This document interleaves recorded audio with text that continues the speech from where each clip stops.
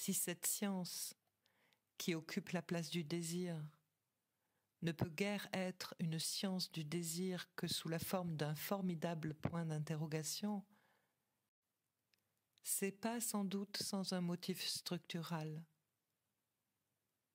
Autrement dit que la science en tant que poussée, qu'animée par quelque mystérieux désir, ne sait, bien entendu, pas plus que rien dans l'inconscient, ce que veut dire ce désir, et l'avenir nous le révélera, et peut-être du côté de ceux qui, par la grâce de Dieu, ont mangé le plus récemment le livre.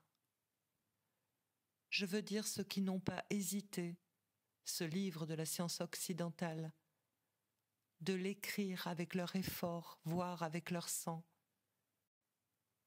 Il n'en est pas moins un livre comestible. Je vous ai parlé tout à l'heure de Mencius.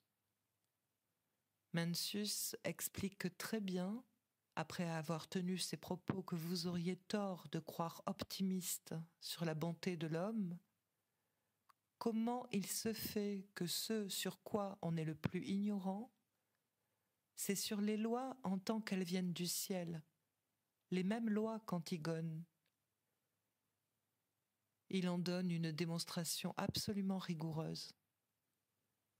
Il est trop tard pour que je vous la dise ici. Les lois du ciel en question sont bien les lois du désir.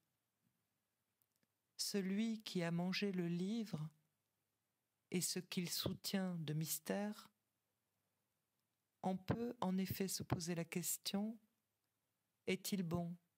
Est-il méchant? C'est une question qui apparaît maintenant sans aucune importance.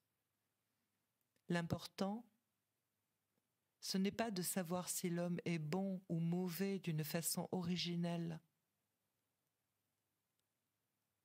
L'important est de savoir ce que donnera le livre quand il aura été tout à fait mangé.